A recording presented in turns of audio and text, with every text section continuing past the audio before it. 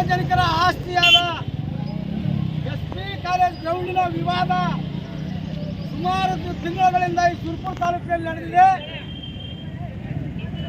ಇದು ಸರ್ಕಾರದ ಗಮನದಲ್ಲಿ ಸಹ ಇದೆ, ತಹಶೀಲ್ದಾರ್ ಅವರ ಗಮನದಲ್ಲಿದೆ, ಜಿಲ್ಲಾಧಿಕಾರಿ ಅವರ ಗಮನದಲ್ಲಿದೆ, ಎಸ್.ಪಿ. ಅವರ ಗಮನದಲ್ಲಿದೆ, ಡಿವೈಎಸ್ಪಿ ಅವರ ಸಹ ಗಮನದಲ್ಲಿದೆ. ಅದು ಇದ್ದಾಗಿಯೂ ಕೂಡ ನಮ್ಮ ಯಾದಗಿರಿಯ ಜಿಲ್ಲಾಧಿಕಾರಿ ಅವರಾದ ಸರ್ ಅವರು ಏನು ಮಾಡಿದ್ದಾರೆ ಅಂದರೆ ಏಕಾಏಕಿ ಎರಡು ಗುಂಪುಗಳನ್ನಾಗಿ ಅವರೇ ನಮ್ಮನ್ನು ವಿಂಗಡಣೆ ಮಾಡಿದ್ದಾರೆ. ಎರಡು ಗುಂಪುಗಳನ್ನಾಗಿ ತಲಾ 10 ಗುಂಟೆಯಂತೆ ಅವರು ಹಂಚಿಕೊಟ್ಟಿದ್ದಾರೆ.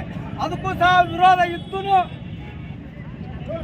ಅದಕ್ಕಿಂತ ಆರ್ಡರ್ ಮಾಡೋದಕ್ಕಿಂತ ಮುಂಚಿತವಾಗಿ ನಾವೆಲ್ಲ ಸಾಮೂಹಿಕ ಸಂಘಟನೆಗಳು ಪ್ರತಿಭಟನೆ ಮುಖಾಂತರ ನಾವು ಹೇಳಿದ್ದೀವಿ. ಸರ್ ಅವರೇ, ಆ ಸ್ಥಳ ನಮ್ಮ ಸುರಪುರಕ್ಕಿರೋದು ಅದು ಒಂದೇ ಎಸ್.ಪಿ. College ground.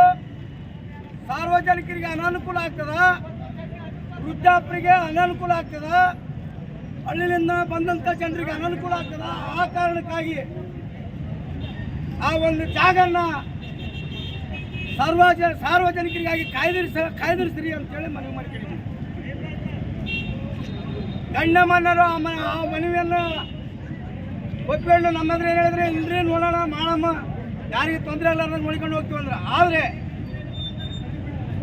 ಅವ್ರಿಗೆ ಯಾರು ಪ್ರೆಷರ್ ಮಾಡ್ಯಾರೋ, ಯಾರು ಹೇಳ್ಯಾರೋ ಅದು ನಮಗೆ ಬೇಕಾಗಿಲ್ಲ. ನಾವು ಸುಮಾರು 50 ಸಂಘಟನೆಗಳು ತೀವ್ರ ವಿರೋಧದೊಂದಿಗೆ ಅವರ ಆದೇಶನ ಹೊರಡಿಸಿದ್ದು ಸಂಪೂರ್ಣ ನಾವು ಖಂಡಿಸ್ತಾ ಇದ್ದೀವಿ. ಯಾಕಂತ ಹೇಳಿದ್ರೆ ಈ ಒಂದು ವಿವಾದ